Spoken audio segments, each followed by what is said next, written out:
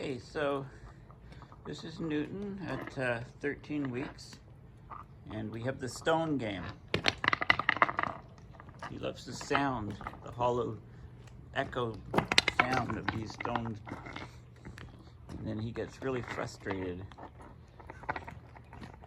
and starts growling at them in a playful way. But anyway, let's see if he does that. I don't know. I can't guarantee the results of this video. Okay.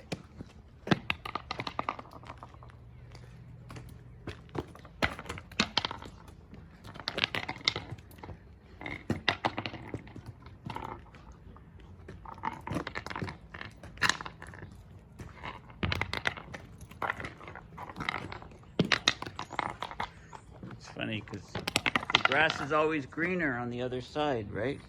Every stone that Paul kicks is becomes a more interesting stone than the previous one. We can learn a lot about human behavior from puppies because they're operating at a more basic level than we are, but our brains are wired similarly, right? With the amygdala and the fear and flight response, we still have it, as they do.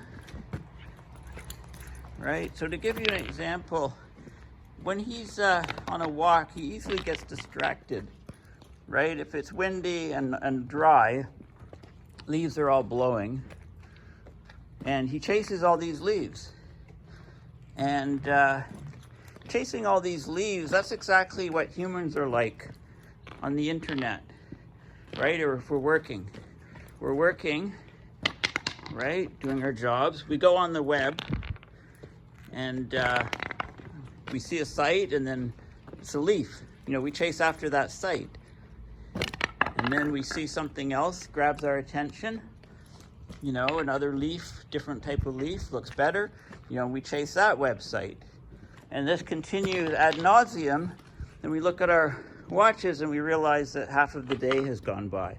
So there's a lot of engineering that goes into the web in order to draw people's attention to that site, to stay on there as long as possible, and to, you know, surf from one site to another site. This is why, you know, we need to use our wisdom and our logical thinking processes to avoid this. So on a personal level, it's not websites I go chasing after. I love to play chess and bridge and backgammon and Scrabble and poker, you know, just for fun, you know, and backgammon, I think I mentioned that.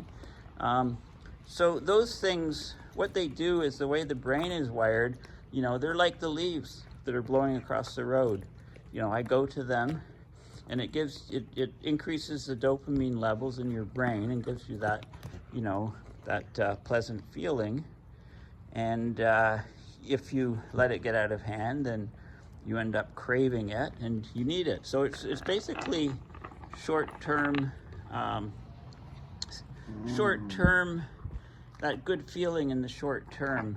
Anything that you want to do longer term is where you delay gratification. So any sort of addiction, you know, whether it be to alcohol or drugs or speed chess, blitz chess, bullet chess, anything, right? It gives you that high in the brain, which we need to overcome in order to have any productivity in our lives, in order to deal with and get rid of addictions, etc. And they're so powerful that, you know, you can feel you've conquered your addiction, whether it be to alcohol or drugs or anything else, and then years can go by, and, you know, just one drink, you know, a couple drinks out with some friends, and that can push you over because your brain has that memory that, you know, that short-term gratification was there, so it's sort of hardwired. So, you know, the absence of it over several years reduces the strengths of those hardwired links, but they're still there. And when that neural pathway is activated, you know, by having a drink, say 2 years after you give up, you know, alcohol or anything else, that can be, that can be reestablished, if you like, a lot easier than, say, some random neural link in your brain. So there's a lot of information can come out of that. Okay, are you bored? You bored? Okay, no growls from you, eh? Look, I'm gonna confuse you by kicking everything. You're gonna be running ragged. Look, can't you figure out what I'm doing? And just ignore me completely, doggy? Yeah? Okay, grab the leash? Yeah, okay, so that's smart. But I can always distract you by the stones, because I know that's more fun than the leaf. Okay, so we have the stone game with puppy Sir Isaac Newton. Maybe I shouldn't have named you Sir Isaac Newton. Although, when Newton was a young boy, he was probably very curious and acted the same way as you, Newton. But you'll be a teenager in a few months, so.